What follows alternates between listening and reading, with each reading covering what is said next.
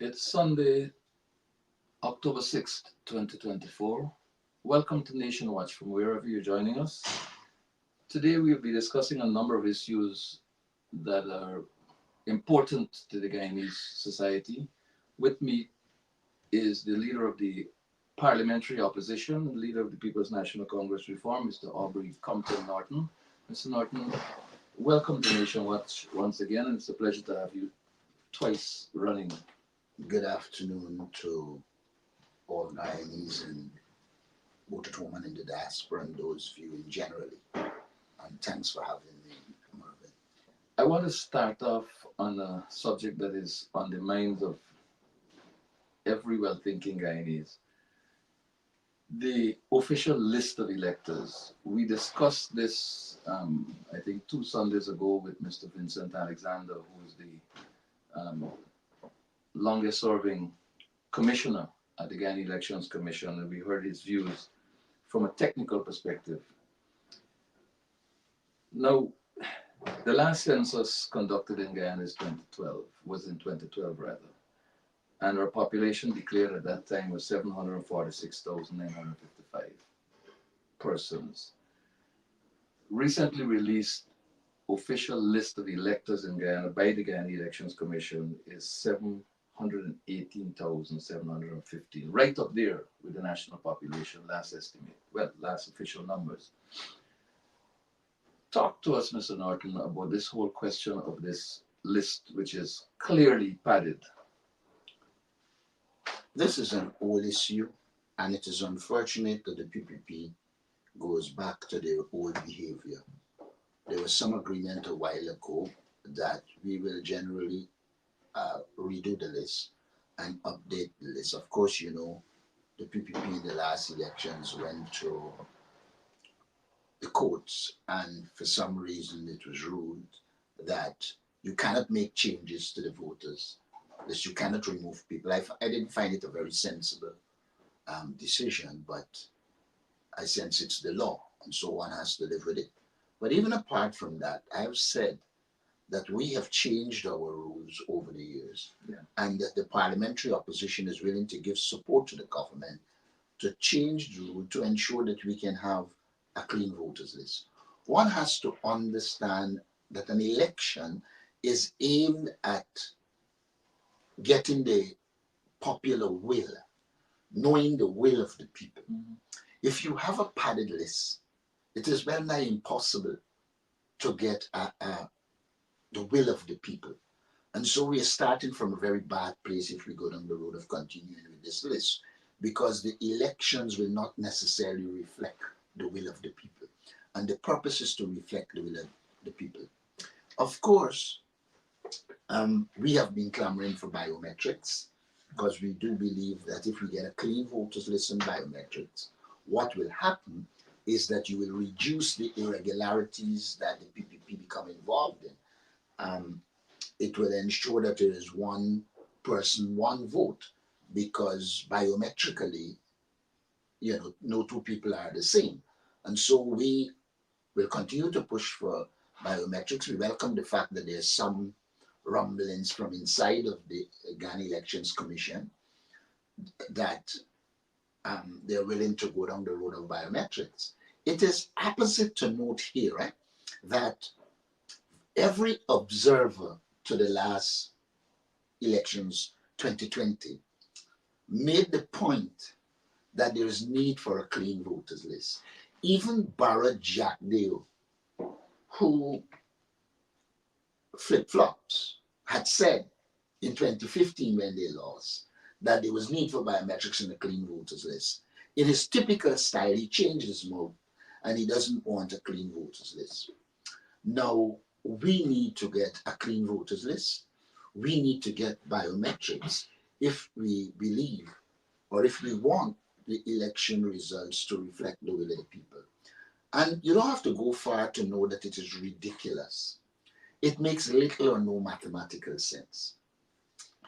If you claim that you give cash grants to 200,000 households to 250,000 children, still with the children, what that means is that that amount of children are 17 and under. Rarely would you have one at 18. So if you take out the school population, if you take out the under 18, Ghana should not have a list that passes 600,000. And so it is evident that the government knows full well that the list is bloated, but it suits their interests because they believe in far-flung areas like they did in the 2016 elections. They can get involved in rigging. And so they don't want to change the list, but we'll continue to push for a clean voters list and biometrics because we believe it's the right thing, and we believe it is the only way that it will be a reflection of the way that the people of Guyana.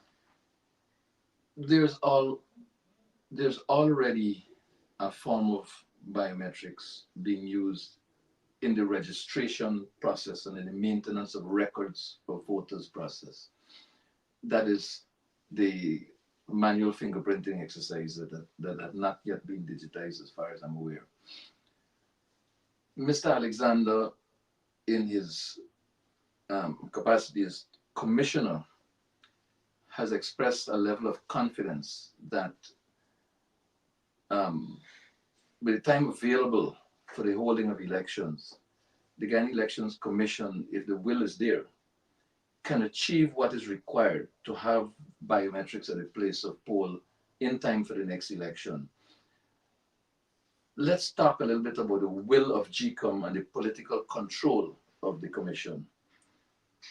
Do you see GCOM pursuing this, even though it's actively on their agenda, they're discussing it? Do you see them going the distance with this?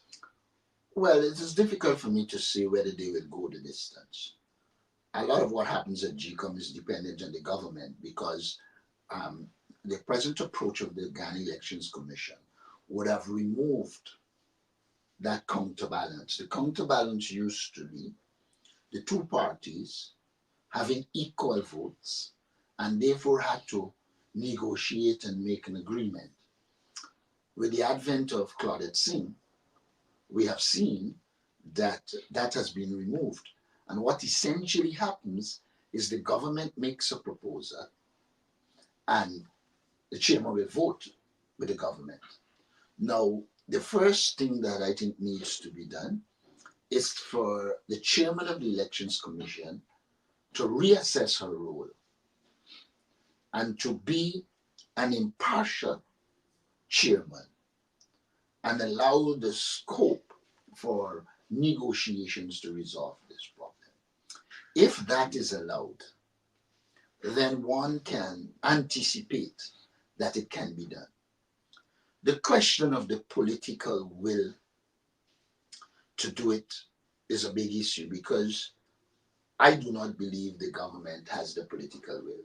As the government recognizes that it is losing support, even among its supporters, more and more the government will want to hold on to the flawed system because that is their opportunity to obtain an advantage. We have got to continue to pressure the government, engage the international community, and ensure that we have biometrics because, like Mr. Alexander would have said, there is everything in place. It's just for you to digitalize it and do what you have to do. And then the machines that you or the equipment that you use can be easily obtained anywhere in the world that has it. And so I believe it is a function of the political will of the government, and that is what is lacking. To the extent that GCOM, as presently operates in the interest of the government, then that puts it squarely at the feet of the government to develop the political will to allow us to move forward, have biometrics, and have elections that reflect the will of the people. I don't think Ghana needs another election in which at the end of it, the results are in question. And if the PPP believes in democracy, if the PPP wants to be honest and have free and fair elections, then they will agree and let us have a clean voters list and biometrics. The shorter the time to effectively put in place biometrics at the place of poll can compromise the effort to accomplish that mission. What is required is a reasonable window of time. So it means that if we're going to go down the road of biometrics, the process has got to start now. Well, you must not rule out the PPP's approach. Let me tell you what the PPPs, there's a possibility they do here. They know you want biometrics. They know you want a clean voters list. If they believe that they're on the losing end and they need time, they can go very close to the election time and then say, let us have biometrics. Of course, that will be dependent on the opposition support, but one must not rule it out. I think the PPP generally tries its best to ensure that it achieves its objectives, even if it's against the interests of the people of Ghana. And one has to keep one's eye on that. And therefore, it is in that circumstance, I would say that not only must we get biometrics in the clean voters list, we must get it in time to have elections on schedule. And that is what is critical. And the demonstrations, picketing exercises, demanding a clean voters list, and as well as the domestic and international campaign continues. Yes, they must. We cannot stop demanding a clean voters list and biometrics. The two of them are critical to success of the next election. It will lessen the burden because if you don't get that, you have to put a lot of resources into monitoring the election, scrutinizing it. You will have to put a lot of resources into fighting off the fear that the PPP instill, though we have developed some strategies that we can use in that circumstance. We prefer not to be in that situation. And so if we could get it early and create a kind of a level playing field, then that will be in the interest of all the people of Guyana. There's another there's another telling move on the cards by Ali that seem to be targeting elections in the minds of some people with whom I've spoken. The confirmation of Clifton Hickin as Commissioner of Police. Mr. Hickin is known to be supportive of the PPP. He's known to be campaigning for the PPP. And it is widely accepted that the police force is one that is politically directed. Outside of the consultations and so on, do you see because we're going to come to that in a minute. Do you see the move to confirm Hicken as being connected to the whole business of the electoral process? There might be a link. The Clifton Hicken issue is a complicated one. First of all, he's past retirement. Well, I shouldn't say complicated.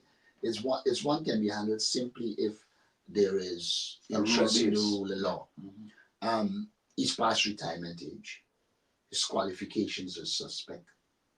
His competence suspect. He has been politically involved. People in Mocha could tell you that he went in there from the time the government changed and began his campaign for the People's Progressive Party. So he's a political partisan. I believe the PPP would like to have a Clifton Hicken there because he's compromised. And the best way to control people is to compromise them. He's well compromised. The leadership of the Ghana Police Force is compromised. But also do not rule out them throwing Hicken under the bus by just appointing him for a short period so that he can get his benefits, and then they bring who they actually want. One can never be sure with the approach of the People's Progressive Party. The People's Progressive Party is not a party that operates based on law. It's not a party that has any moral compass. It is headed by two persons who have lost their moral bearings, and so one has to prepare for any eventuality in this situation. Now, there's a bit of a contradiction here. On the one hand, you have made it very clear and in writing, far and wide, that you offered your agreement to the president with respect to appointment of the two top judicial officers, the Chancellor of the Judiciary and the Chief Justice. The appointment of these two judicial officers require the agreement of the leader of the opposition, and you've made that agreement public. Notwithstanding that, the president has failed, omitted, refused to appoint these two judicial officers.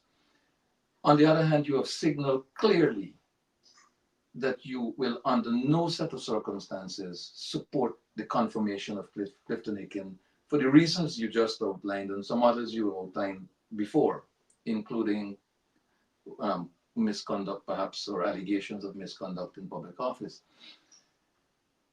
Why would a head of state, a head of government, a commander-in-chief of the armed forces, snub the judiciary, which is an arm, one of three independent arms of government, and embrace a political police force?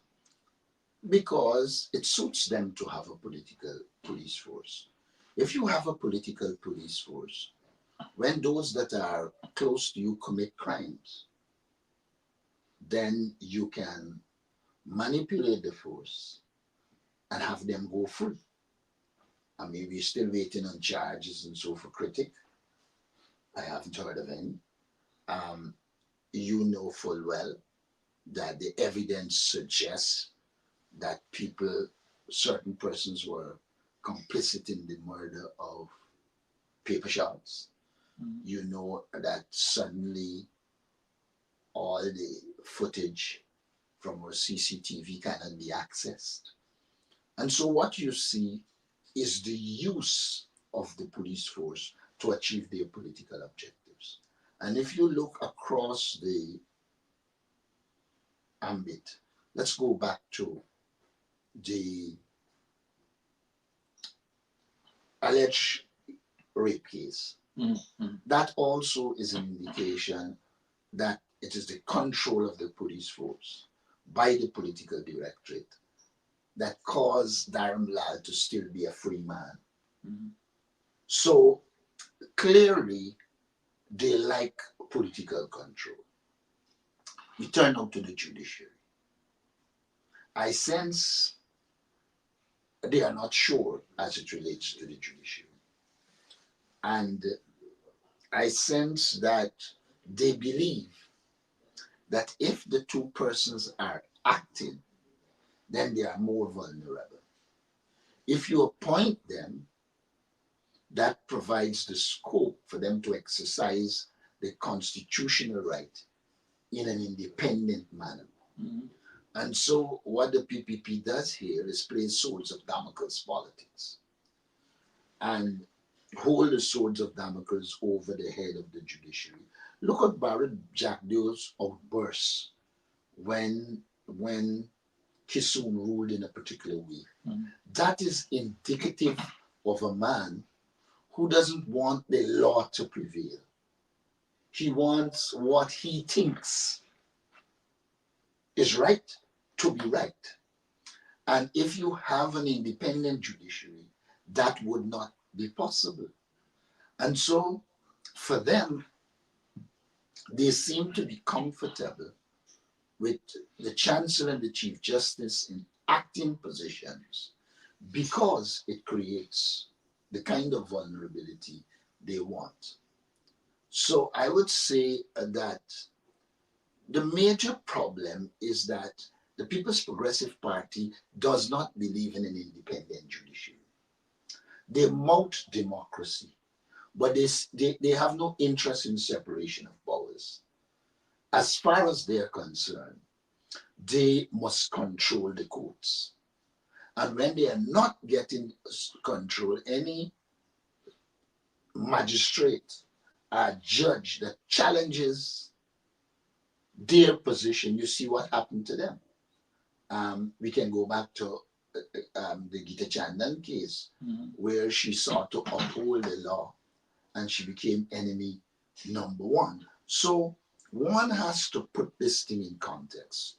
You are dealing with people who are mounting democracy, but they do not believe in democracy. Everything that, whatever they do, they are aimed at destroying democracy.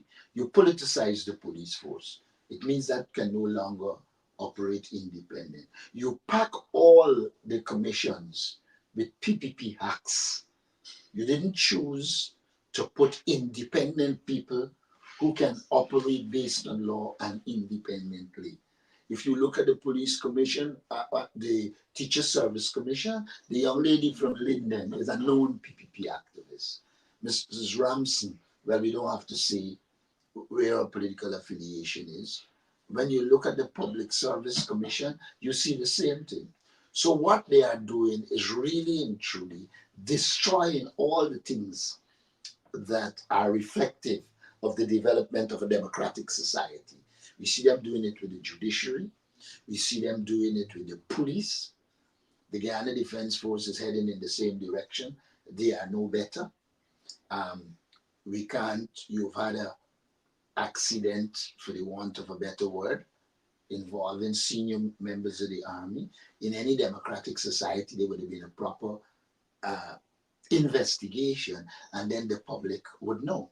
Now, we did a census that is long overdue, and the government continues to hold that census.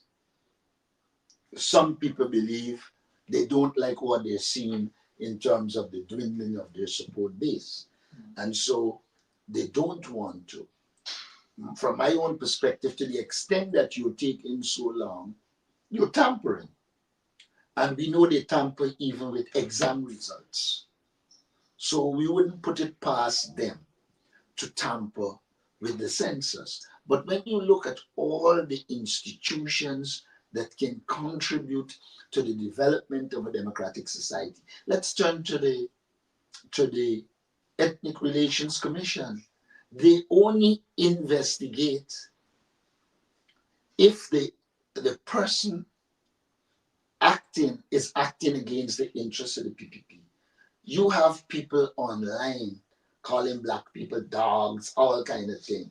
And this same Ethnic Relations Commission that wrote me a garbage letter to tell me about ethnic issue when I made a comment during the local government election that had nothing to do with race.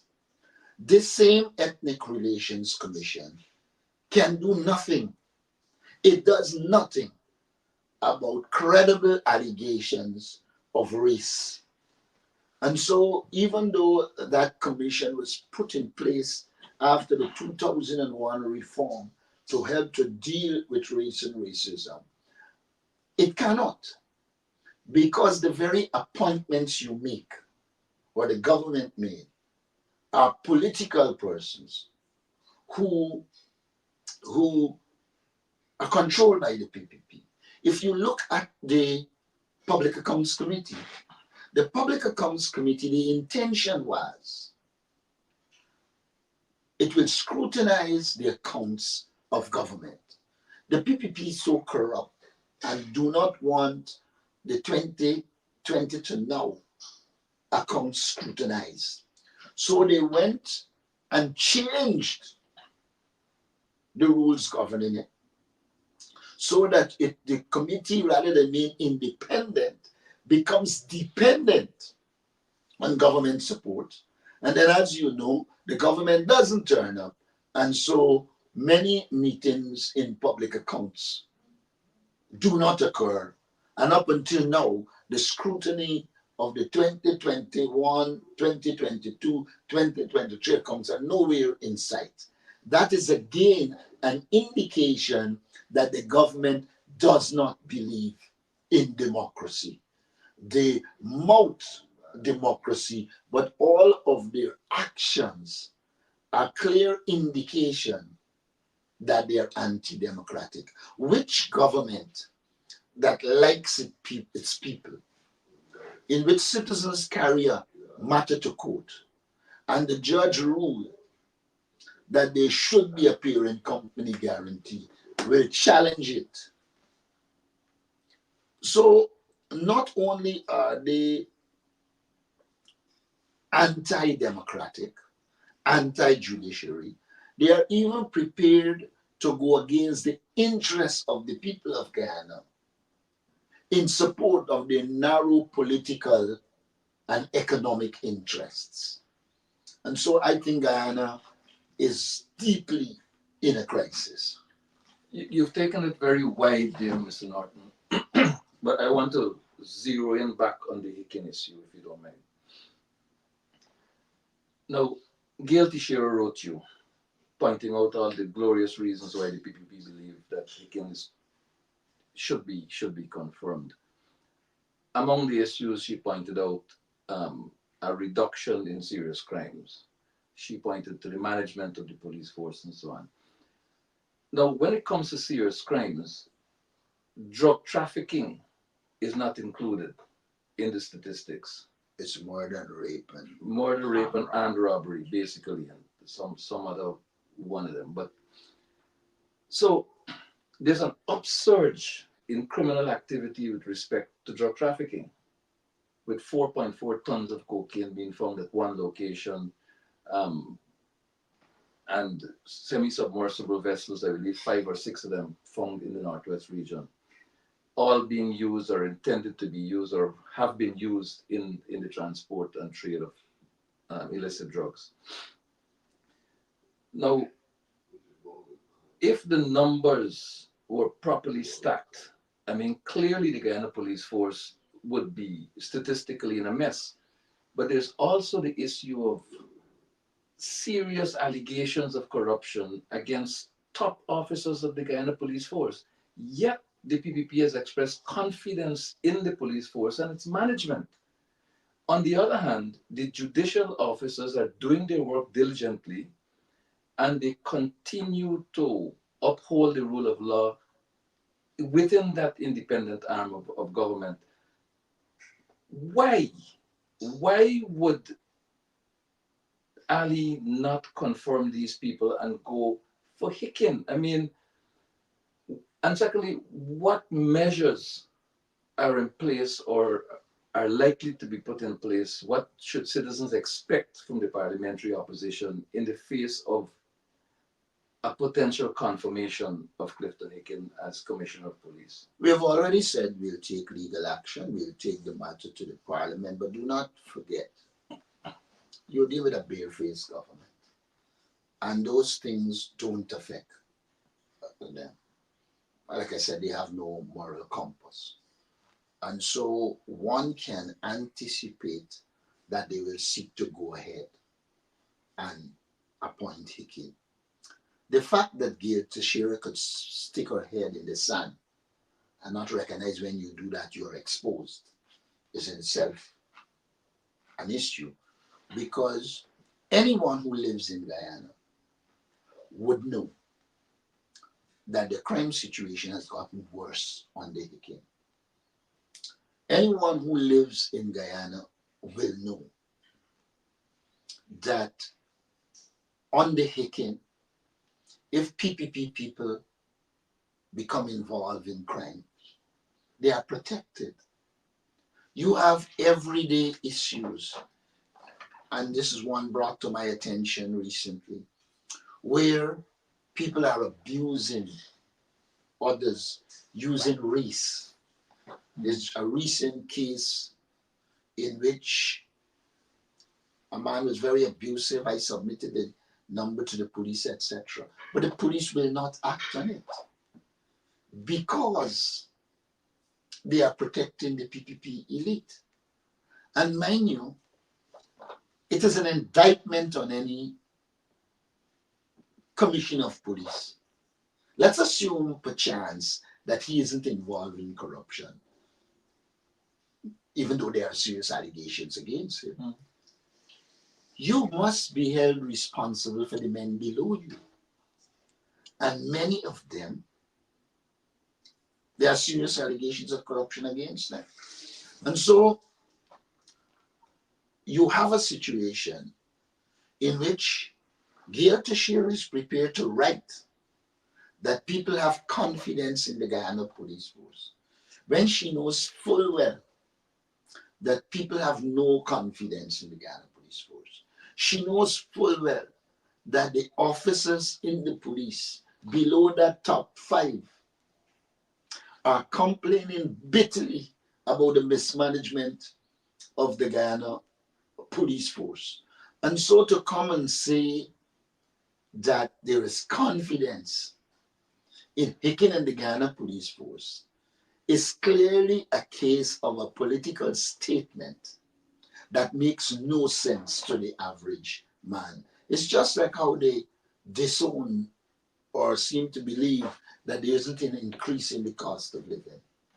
Mm-hmm. So you are in a situation where they have to protect each other. The government has to protect Hicken, and Hicken has to protect the government. When a society has gangsters operating, and then those gangsters link to political power and to the police, what in essence you have is a system of gangsterism. Clive Thomas pointed out before the last government in 2015 that it was a criminalized state. Now that criminalized state is more and more concentrating economic and political power in the hands of gangsters. And when that would have happened, you don't just have an ordinary criminalization of the state. You have a gangsterism that is emerging. If you link that with illegal drugs and trafficking in persons, they have negative consequences for the Guyanese society. How are you going to take guns off of the streets of Guyana when the people in charge of the Guyana police force are themselves involved in the illegalities? So we are in a very dangerous and precarious situation. When it comes to the judiciary, they just do not want a functioning judiciary. They are just living with the fact that if they go too far into the judiciary, it might solicit international response. And so they are compromising the judiciary, but being very careful not to go overboard so that they are categorized as a complete dictatorship. But should not the appointment of or the confirmation of a person in the office of Commissioner of Police with all the allegations spewing around, the fact that he has passed the age of retirement, should that not come or draw the attention of the international community as it did in the case of Henry Green, when the Americans clearly said they're not prepared to work with him, notwithstanding which Jagdeo appointed him. And if that happens, you know, is a case where is it a case where legal measures are the only recourse? I would not run down the road, or let me put it differently. The international community has a way of doing their work quietly because there are also dangers in doing it publicly. And I have no doubt that they would have signaled their objection to the appointment of Hicken. But then you yourself pointed out that there was an objection from the international community to Henry Green appointment, and he was appointed. So I would not rule out them doing that. Of course, the consequences will be severe, but I do not think the PPP can afford a commissioner that is independent and operated based on law, and that is what will guide them. In your letter to the government, I believe it was addressed to Gail Teixeira. No, the president. The president. I don't write Gail Teixeira. Right. So, in your letter, you pointed out to the allegations of corruption at the highest level of the police force. Should the government signal its intention to solicit and secure international assistance investigating those allegations, as well as allegations of corruption against senior government officials, would that put you in a position where you would be prepared to negotiate other issues with the government? It is very hypothetical. I don't see this government trying to get international support. In the Henry Boyce case, when international support was there, and in fact, at least one person came to help, the police itself did not provide them with information. And so, even if they make a verbal commitment to having that kind of investigation, one cannot go there saying we will support it, because you can have them signal that. And then when the investigators come, they do the same things they did with the Durham fire at Madhya, the same thing they did with the killing of the Henry boys. So if one deals based on just historical facts, the PPP has no interest in a proper investigation into anything in which they are complicit in. You had a crime spree, and it is only the international community input that caused them to get rid of Gajraj. And if something as troubling as that, they weren't prepared to operate as a government, then I don't see them going down that road. Have you ever imagined if Brutus, Hicken, and company start talking what will happen to the government? Interesting. So my final question on this particular subject is there not a constitutional breach currently? Well, not is there, but would there be a constitutional breach were Ali to go ahead and appoint and confirm Hicken, having regard to the fact that there's a legal interpretation of meaningful consultation, and that that interpretation does not apply to anything at all in the circumstances? Yes, it would be a breach, but they are known for breaching the Constitution. So a breach for them is normal. Let us not forget the approach of this government. They are not a democratic government. They have no interest in democracy. So you cannot apply values that should be in a democratic society to dealing with the People's Progressive Party. They do not live by law. And if you listen to Anil Nandlal, you will see a manifestation of the wider government that it is they who determine, And if they can't determine, they will fight even against the law. So I do not look forward. For me, the solution here is changing the government. And one has to strategize and do everything within our powers to change the government. I believe that the people of Guyana, they are clamoring for a new government. They are clamoring for an end to PPP domination and control. And our focus should be on galvanizing the people of Guyana to end PPP domination and control. Let's shift to, let's shift to this whole breakdown in the national procurement process.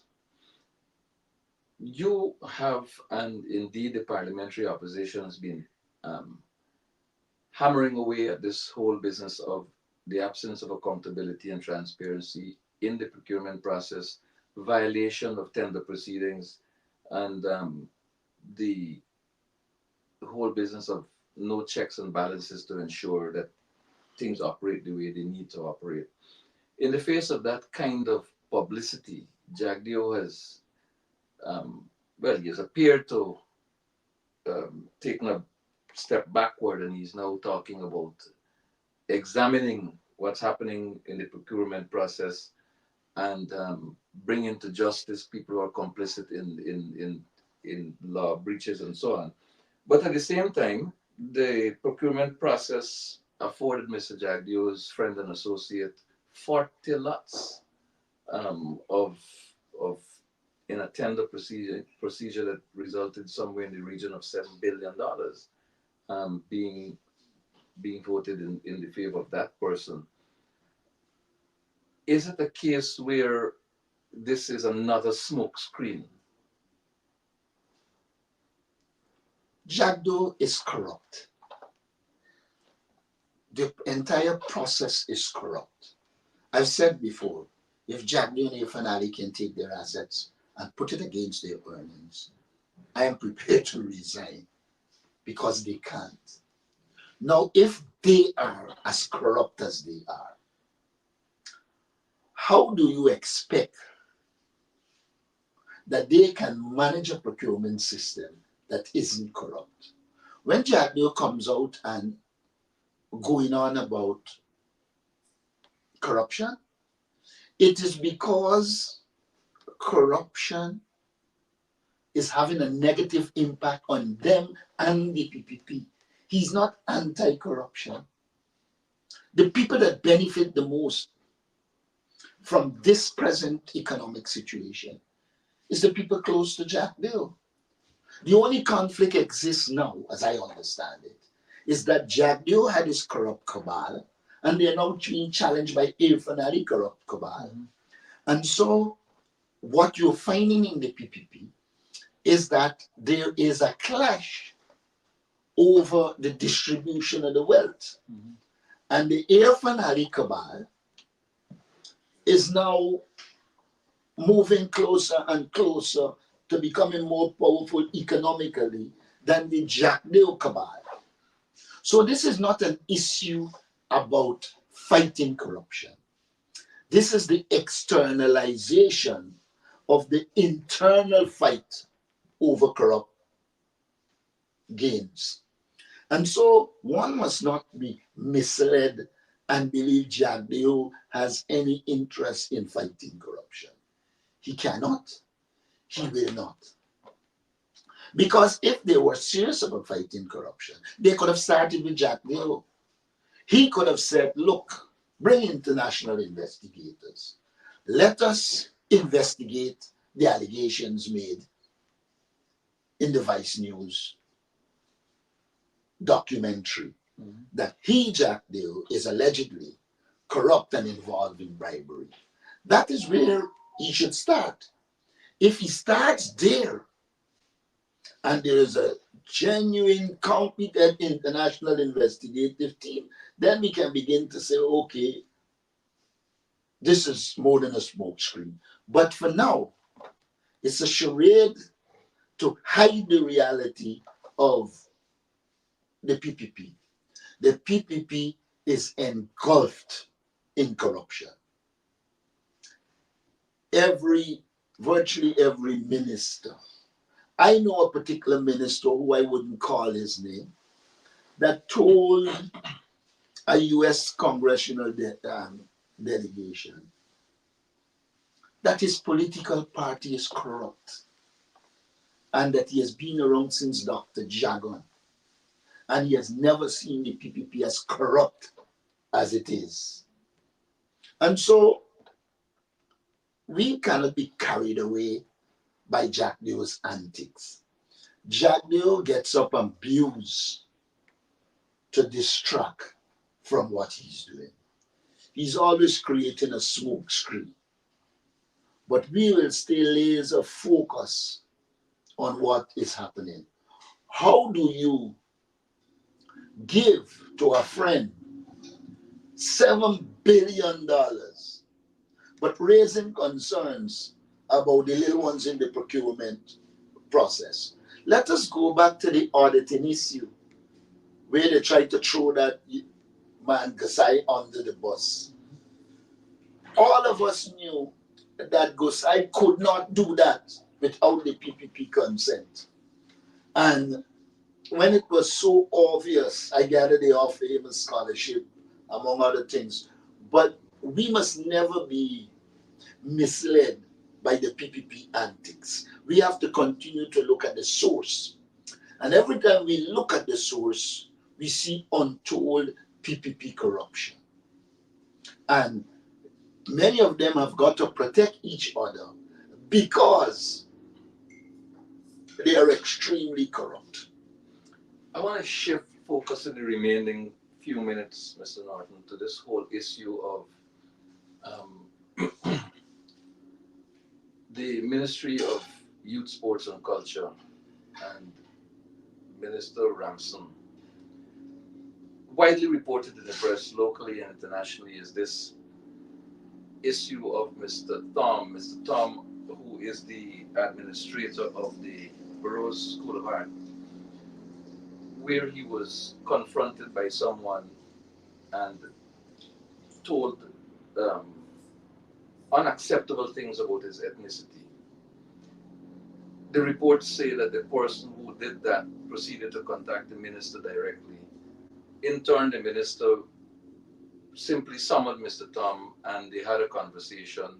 Mr. Tom reported publicly that he was told by the minister in certain terms that his image is not one that is required by the government in the government circles. Today, we had another artist coming out in the Kaichor News disclosing that the curator of the Castellani Art Gallery has been relieved of his responsibilities and they have been usurped by Minister Ramson, who has absolutely no knowledge of art or the history of art in this country. And he has, in protest, decided to cancel all of his intended art exhibitions. He has demanded the resignation of Charles Ramson, as so many other persons have done, including Nima Flubes, parliamentarian for the coalition and shadow minister of youth, sports and culture. What is happening? Why is there this decay when it comes to sensitive matters such as ethnicity and ethnic tolerance in this country? Ramson might be a product of his environment. And the environment that Ramson was brought up in is one that is not propitiously disposed to fighting racism. And then he goes into his political environment, which is the same. If you bring Stevie Wonder, he will see that Charles Ramson is incompetent and shouldn't be a minister. I do not think that Charles Ramson understands anything about culture. If you see how he operates, he's restricted to fixing grounds and shaking hands with teams. There's no vision for sport. He doesn't understand culture. And when it comes to youth, he's at sea. They have no youth policy. they have a hodgepodge of youth programs, but not a program that is structured to empower young people. I have said that a government led by us will relook our youth policy, which was adopted in the National Assembly, bring it up to date, and become involved in some comprehensive programs to deal with our youth. First, early childhood education, a national system, so that we begin to nurture our children very early. Second, we focus on getting the primary school up and running and ensuring that by the time our children meet a certain age, they have the relevant competencies and then move on to secondary. We have said that in terms of the youth, we have to train them in financial literacy and small business development, and then give them grants and loans to ensure that they can blossom. I can tell you a young man from Sophia came and we helped him with at the chicken farm. Today he sent me his third batch of chickens, doing well. Now, Ramson is not focused on developing young people. Ramson is what you call a typical puppy show. Has no content and lives on form. You cannot put a critical thing like youth development in the hands of a youth who doesn't understand development. And so I am not surprised with what happened with Tom. I am not surprised with what happened with Stanley Graves, his letter, because you have thrown this young man outside his area of competence. Well, not area of competence, outside of everything to do with competence. Mind you, I believe that there are young people that are good and competent. Unfortunately, the two end up being here, youth and incompetence. In the what we have about 5 minutes or so remaining. Competence aside, should Mr. Ramson not do the decent thing and demit office, or should the president not do the decent thing and fire him for the incident that it revolves around ethnic intolerance, some say outright racism, and his refusal or his failure to acknowledge where he went wrong, his refusal to offer an apology to one of Guyana's celebrated artists. Not just because he is a celebrated artist, but because he's a Guyanese citizen.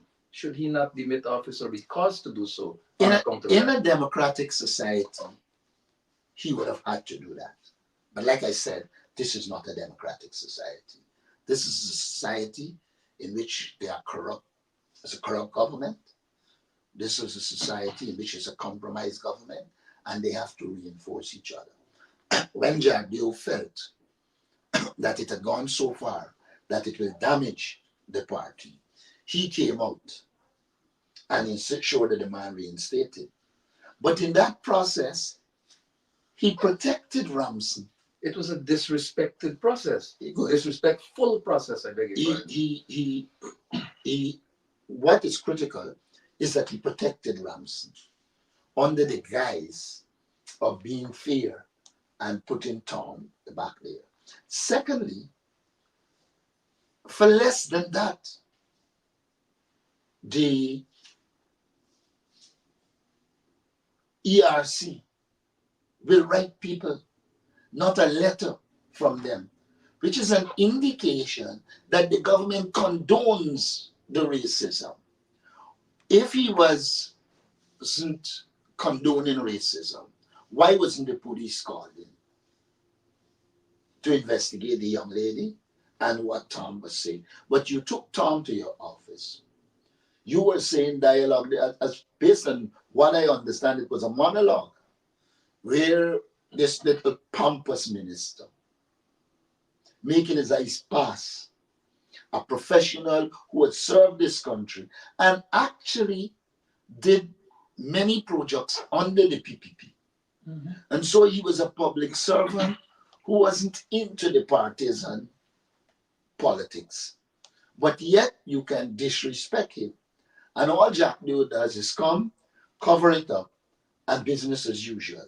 And that is what would have created the condition for what happened to Greaves.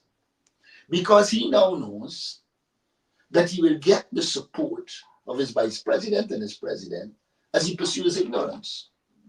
Now, In the exercise of a curator, insecurity. a curator is a professional Mhm. person and should be allowed to do their job professionally.